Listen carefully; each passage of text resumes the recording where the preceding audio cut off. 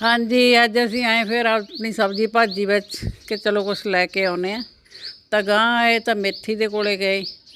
मेथी दे विच तां बहुत सारा नदीन उग्या पिया। मेथी सोहनी है हरी है पर नदीन ज़्यादा है। कुछ बूटे दे विच घाह दे होए पे आ, कुछ चलाई कुरंड भी किते किते दिखाई दिंदा।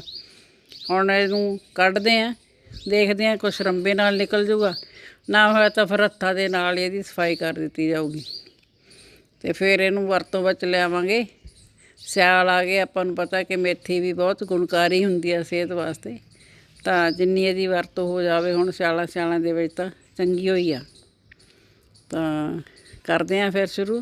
आ एक विच इहदे मैनूं हत्थ लग गया सीगा टमाटरां दा बूटा, इहनूं नहीं विच पट्टिआ।